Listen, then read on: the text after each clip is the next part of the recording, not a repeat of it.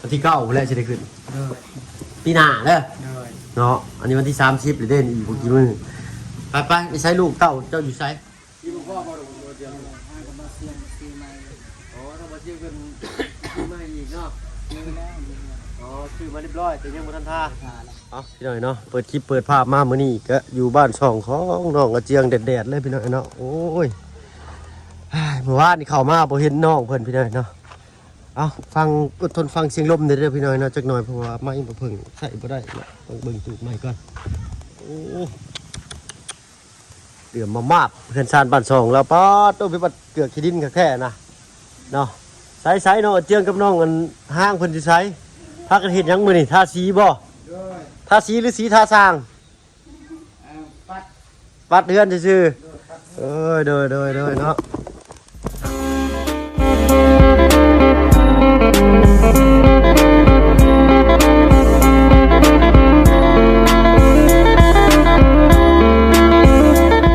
กับทักทายเด้อพี่น้องเด้อเนาะกับทักทายสบายดีผู้ใหญ่ใจดีเลยกับ FC เบิร์ดทุกท่านที่เข้ามาหับมาชมช่อง YouTube บ่เพิ่งเคยหลายคือเก่าบ่ว่าฝั่งไทยฝั่งลาวทั้งฝั่งต่างประเทศก็ยินดีต้อนรับเข้าสู่ช่อง YouTube บ่เพิ่งเคยหลายเช่นเคยเนาะเปิดคลิปเปิดภาพมากับพ่อกันอยู่บ้านช่องเงินซ่าหลังจากที่บ่เพิ่งบ่ได้เข้ามา2 มื้อเข้ามาแต่ว่าทั้งน้องเพิ่นบ่อยู่พี่น้อยเนาะก็บ่ได้เฮ้ยโอ้โหประตูเพิ่นเปิดง่ายเด้อเพราะว่าเพิ่นใส่ตัวนี้ตัวดีแน่ตัวนี้เนาะไหนน้องบัดกดเดินซานสบายดีน้องโอ้ยโดยสบายดีทั้งน้องห้างเปิดออกอยู่นี่อ๋อโธ่เอ้ยโอ้โหสีใหม่ซักทองพี่หน่อยเนาะบ้านประตูเพิ่นก็ได้เป็นคือสีสแลกนั่นแหละเนาะอันนี้ก็ได้เป็นสีใหม่ซักทองนังสียังนี่ยังสีขาวบ่เนาะปัดกดเห็นสัตว์เอานี่เอาน้องไอ้เขามาเมื่อวานนี่บ่เห็นเจ้าชื่อบ่เกี้ยงไว้มาให้น้องพลักเพิ่นเนาะอะไรก็เรื่องเงินนั้นช่องแชร์นะเจ้าบ่ต้องคืนให้เด้อมีแม่ใจดีเป็นคืนให้แล้วเด้อเนาะก็300 กว่าบาทเนาะเพิ่นพามาให้500ค่าน้ำมันเพิ่นว่าแล้วบ่เพิ่นก็เลยมันก็เหลืออยู่นะก็เลยซื้อสมมาฝากเจ้าเข้ามาเมื่อวานนี่2 มื้อเป็นบ่เจ้าบ่อยู่เฮือนไอ้เขามา2 มื้อบ่เห็นอุ้ยเลาะเมื่อมากินนี่ก็มีด่านอยู่นี่เนาะรถกระบะคอยดีก็เลยจอดถิ่มไว้อยู่เฮือนในบุญคงเพิ่นพามาเนาะใส่เปิดประตูประต่างให้อ้ายเบิ่งอยู่โอ้ยกินข้าวกินน้ำบ่ล่ะมึงกินข้าวเที่ยงครับตู้เหลืองอร่ามนี่เนาะมีไผเข้ามาเลยเนาะมื้อนี้มีเบาเล่าครับเบาบุญมันปลาเสียเหนื่อยโดยโอ้เพิ่นถ้าเข้ามาบ้านช่องเงินซาโนเจียงก็ช่างเพิ่นไว้ได้ซะเนาะสร้างมาแล้วเรียบร้อยมีได้ขึ้นแล้วเนาะบัดนี้เนาะมีได้ขึ้นอยู่พี่หน่อยเนาะโอ้ยดีอกดีใจเลยเนาะวันที่9แล้วจะได้ขึ้นปีหน้าเด้อเนาะอันนี้วันที่30หรือเด่นอีกกี่มื้อไปใช้ลูกเต้าเจ้าอยู่ไสน้ำลานน้องมีว่าซั่นซะเนาะปืนไฟก็สร้างเพิ่นบ่อยู่บ่ได้ใช้ฟืนใช้ไฟแล้วบัดนี้เนาะหมดแล้วเพิ่นปลดไฟออกพอจ่ายค่าไฟเพิ่นเรียบร้อยเพิ่นเนาะมีแต่อยู่ในความมืดคือเก่าบัดนี้มีเฮือนงามบ่มีไฟฟ้าใส่เชื้อราเชลก่อนน้องเนาะคลายเมือกคลายมันจังใส่เอาโอ้นักอยู่ได้ของไฟฟ้าอีกเลยเนาะไปใช้หาบึงน้องมันพลักก่อนเนาะติดมือเนาะขี้เลยอ๋อลึกลงได้เป็นก็ได้ไม่ซักทองโอ้ยงามเลยเนาะเบิ่งปัดลมกับพี่น้องช่างกระสีสีฟ้าป่ะน้องสีฟ้าเนาะว่าสิเอาไม้เชล่าอันเห็ดปัดลมสีนี่เนาะเอาสีนี่เห็ดไปปัดลมไปทางนอกเพิ่นเลยเนาะสรุปแล้วอันนี้เฮือนเจ้านี่ขนาดสำคัญเลยพี่น้องนี่เนาะไม่เชล่าเบิดจักแผ่นน้องทั้งเบิด85 แผ่น85 แผ่นบ่เรือเลย อย่าแต่ตัวเศษโอ้ยโอ้บ้านน้องต้นกล้านี่ก็สิ85แผ่นนี่กันแล้วซะเนาะ85แผ่นนี่พอดีเลยเนาะบ่ขาดบ่เหลือแล้วน้องเนาะโอ้บ่ขาดบ่เหลือเลยพี่น้อยเนาะยังนี่ ลูกนั่นราคาซื้อไอ้ที่แก่ เอิ้นยังก่อนเนี่ย เป็นรถ หลอดทาสีเอาไปชี้สไลด์กันลูกกิ้งคิดว่าไม่ถูกจริงๆครับพี่น้อยเนาะคือว่าเช็ดชิ้นด้วยบ้านของเรือนการของโรงเรียนพี่หน้าเป็นอยู่เนาะน้องเนาะบัดนี้มีแค่ว่าเห็ดยึดทั่วเนาะดีใจกันเลยเนาะ85แผ่นพี่น้อยเนาะเขาต้องสั่ง85แผ่นคือข้างนอกบ้านน้องคนนี้เพราะว่าขนาดทำกันเลยกับบ้านน้องคนกล้า4/6เนาะและติดประตูประต่างติดหน้าต่างนี่ทำกันถึงนับเบิ่ง1 2ตู้หน้าต่าง4บ้านเนาะเห็นบ่แต่บ้านน้องต้นกล้ากับ4บ้านนี่กันพี่น้อยเนาะตู้ใหญ่ก็คือ85เหมือนกัน5แผ่นเนาะ5แผ่นแผ่นละแสน10แผ่น10แผ่นล้านนึงต้อง8ล้าน8ล้าน5 เกาล้าน 9ล้าน5บ่ มาเสี่ยงสั่งเขาล้าน เป็น9ล้าน5คนที่เนาะโอเคเรื่องค่าส่งค่าหยังตะปูอีกเนาะอันนี้เป็นไส้สว่านเนาะนี่เนาะเตือเกี่ยวนี่เงาพี่หน่อยเนาะคือเป็นกัน85แผ่นเลยเนาะขนาดทำกัน9ล้านปลาย9ล้าน5มันสิได้รวมกันแล้วทุกอย่างนะเงินเราบอกถึงเดือน3ล้านปีเลยเนาะอีก5ล้าน6ล้าน7ล้านพอดีพี่หน่อยเกิดที่แล้วเป็ดบ้านน้องต้นกล้ากับที่มันติดกับค่าสอบค่าส่งเรือปูนนี่อินค่าอีกโอ้ยจะได้หรือเปล่าก็มีแต่สีสังไม่ใช่ล่ะไปก่อนจะขึ้นแทนเนาะอันทางไอ้บุญคงมาพี่ปอจุนัยโอ้ยดีใจพี่หน่อยเนาะมื้อนี้ไอ้บุญคงมานำเนาะทางไอ้บุญคงเพิ่นมาส่งรถบ่เพิ่งเสียจอดทิ้งไว้อยู่เฮือนน้องเฮือนน้องไส้พุ่นแหละเนาะเบิ่งก่อนเนาะสบายดีทางไอ้โอ้ยเนาะเคยเห็นอ้ายบ่เคยเห็นบ่พุ่นนี่เคยเห็นบ่พุ่นใส่เอามือลงด้วยเคยเห็นบ่ไผ บ่เคยเห็น น้องวันนี้ผมเคยเห็นบ่าวเตียงทองเนาะผู้นำของทีมงานสายบุญนี่แหละเนาะเป็นอ้ายใหญ่สุดพี่น้อยเนาะคือว่าเป็นนั่นลูกพี่ก็ว่าได้สบายดีสบายดีกันหนึ่งหน่อยเนาะ เฮาก็มาแบบว่าทางบ่าวเพิ่งเพิ่นรถเพิ่นเทนะแปลงอยู่แถวบ้านบ่าวเพิ่งคง ฝากไว้หั่นเดี๋ยวให้ทางอ้ายเพิ่นมาส่งเนาะ หลังจากที่ผูกคอตัวแคนแล้วเฮาก็เลยแบบว่าว่างเฮาก็มา โดยแล้วเวียกไปเลยบ่ โดยแล้ว โดย เฮาก็บ่ได้ถ่ายคลิปเลย ยังบ่ได้ถ่ายคลิปจ้ะเอากับเรียกก็ถ่ายนำกันเลยก็ได้เนาะบ่เป็นหยังเฮาก็ช่วยเหลือคือกันพี่น้อยเนาะโอ้โหเพลงสั้นวันน่ะให้เราเป็นมาแห่งดีทางไอ้บุญคงเบิดนี่ก็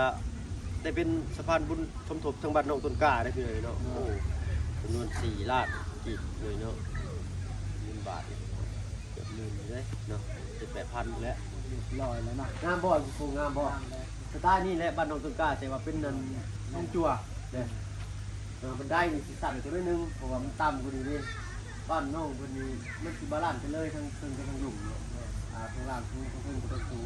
ถ้าบ้านน้องต้นกล้ามันเมตร7065 70อยู่แหละพอดีจะปลูกอยู่นะเสากับปักใหญ่นี่แหละงามเหมือนกันพันดีอยู่บ่เนาะ ยังไม่ได้ขึ้นป่ะ วันที่9มาเด้อเจ้ากันเด้อมาผมยินดีนำกันเนาะ วันที่9ป่ะวันศุกร์ วันศุกร์วันที่9วันศุกร์พอดีเลยเนาะสุขกายสุขใจวันศุกร์เนาะขี่เป็นป่าไปได้เป็นพง น้ำท่วมน้ำที่ได้ที่จะกินเรียกลงไปอย่างบ้านโดยที่น้องเขาเป็นกล้ามนี้ มันเวลาอันน่ะน้ำท่วมมันสิท่วมบ่ แม่นผู้ เราชีวิตเรื่องบันไดอยู่เลย เฮ็ดบ่ เราเป็นได้อยู่ พอใช้แต่ละปีอันน่ะ แม่นปีอันนั้นระดับตอนนั้นเหยียบปล่อยเสื้อเพื่อนลังนึงเห็นเป็นร่างคา เดี๋ยว ผมเป็นโน่ๆนี่เดียวโน่ โอ้ ในแคมทางอันนี้นะ แต่ว่าในนั้นก็ท่วมแล้วบ้านเจ้า บอกอีกเยอะคุณวิทย์แป้นเพื่อนเลยนะ แม่นแหละ วิทย์ขึ้นไปแป้นเพื่อนเลยเอาของเสียหายเหมือนว่าเอาเป็นคือสีระบายลูกระบายน้ำอะไรๆไปหน่อยเนาะเพราะว่าเป็นก็คือมีประสบการณ์แล้วเป็นแกจะปรับปรุงแก้ไขเนาะ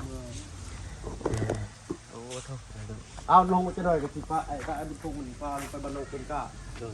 โดยอะไรก็สิสั่งนั่นเลยได้เลยสั่งยีนทรายยีนเครื่องทรายเครื่องเลยก็ไม่ชราจะคิดแปลนแล้วก็บรรลุ คันว่าเชื่อหยังกันนะ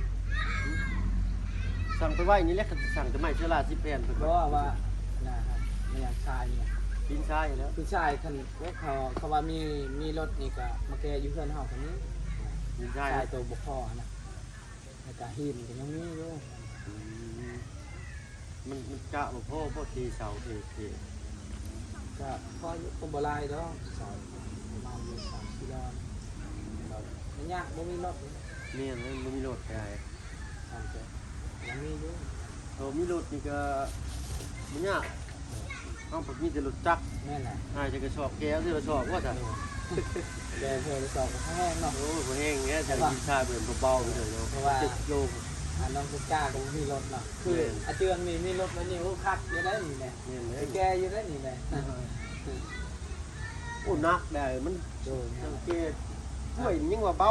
คือมันยิ่งชายเลย นี่ก็คือว่าเราเพิ่งนี่ว่า แก เอาคนละครึ่ง แมน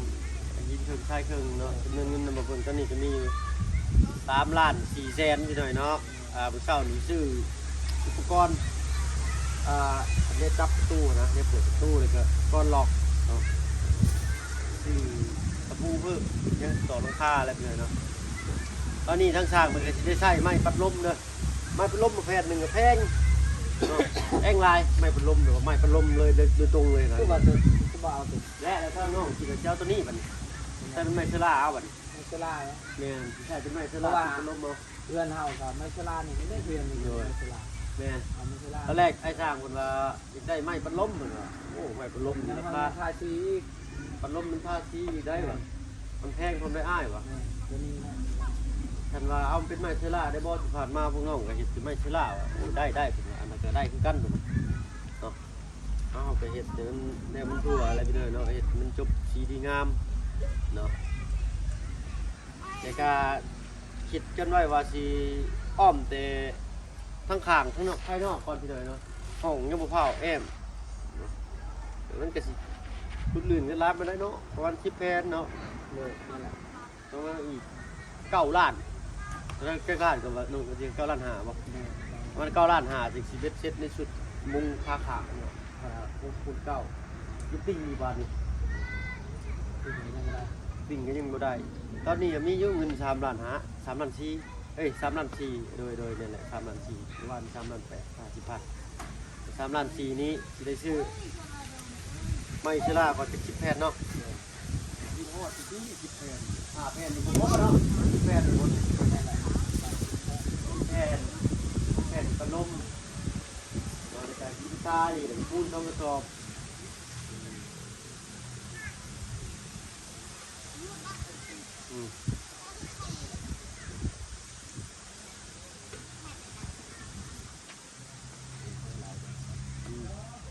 อันนี้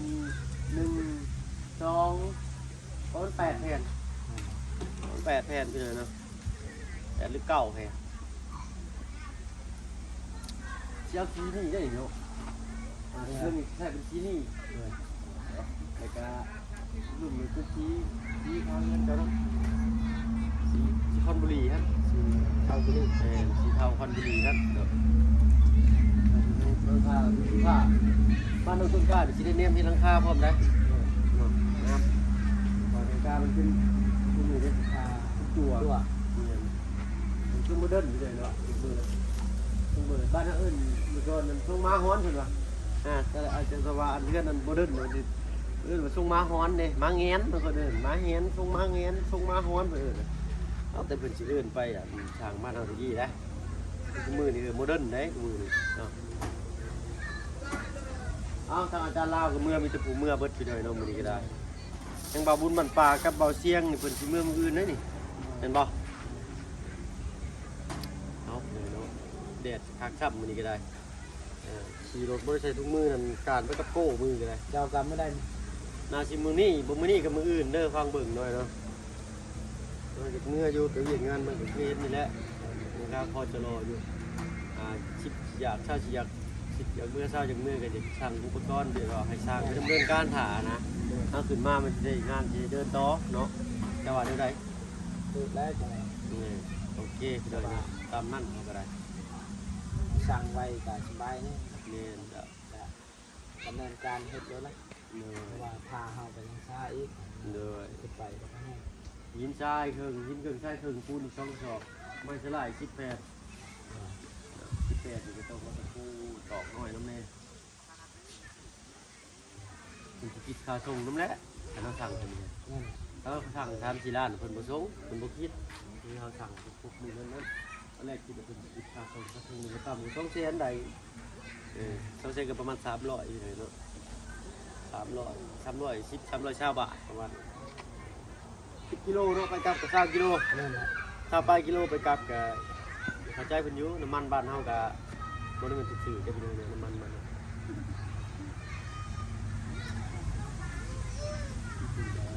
10 บาทไปกลับมันจะเบิดเป็น4 ลิตรรถเนาะรถเกนักว่า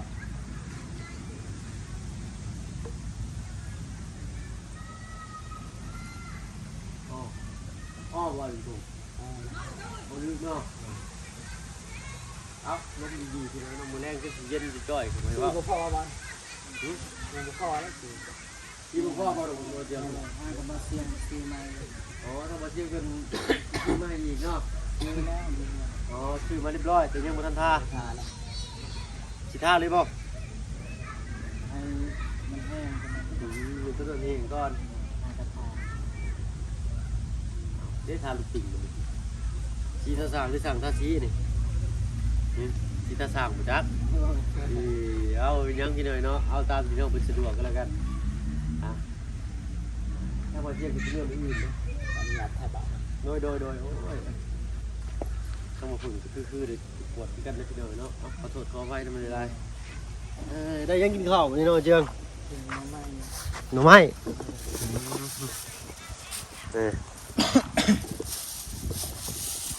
ไก่เยอะขึ้นอยู่ใช่ไหมเนาะยังบริพันธ์ดีบ่แต่มาอยู่นี่ พันไง ยังบริพันธ์นึงเลย เดิน เอ้าเนาะเรียกว่าพันดอกพันดีเย่แบ่งปันกันได้ได้ยนะังขึ้นเงินใหม่ยัง ขึ้นใหม่เงินพันดีโลดเนาะ ขึ้นเงินใหม่นี่มันพัน อื เงิน ม ใหม่แล้วก็ยันมันพันตัวจริงนะครับ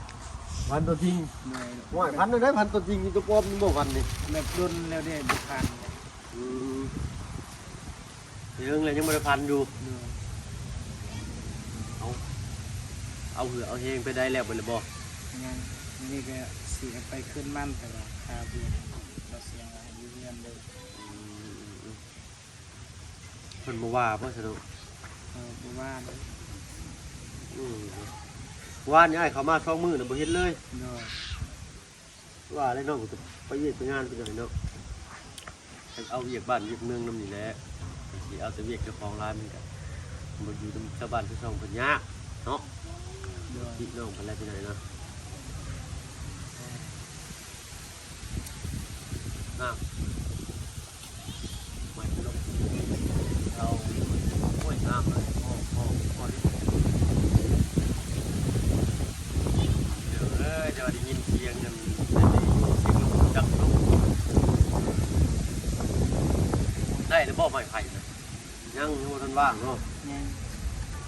ตัดคมยาว2 เมตรเด้อน้องเด้อ โดยแบบนี้ยุ่งเวียน เดี๋ยวแล้วเวียกแล้วงานอะไรไปหน่อยเนาะกันเนาะสีเขาไปตอนนี้หรือยังต้องบอกเชื่อคนมาเนาะจะเวียกกับงานเพิ่นยันมีธุระนั่นนี่ขายทั้งนอกผมบ้างอันนี้รอก่อนเนาะเป็นได้ปลูกผักหญ้ายวกเลยบ่ ด้วยจะกึ่งแล้ว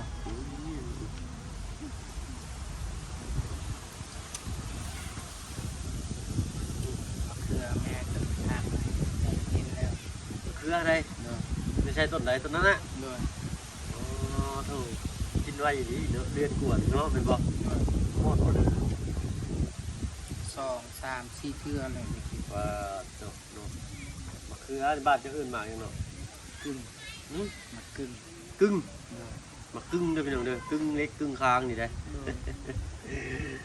เอ้ามิได้อีขอตัวลำลาไปทางอื่นก่อนเนาะไปหาสั่งอุปกรณ์ในทางน้องต้นกล้าไปก่อนเด้อ ด้วย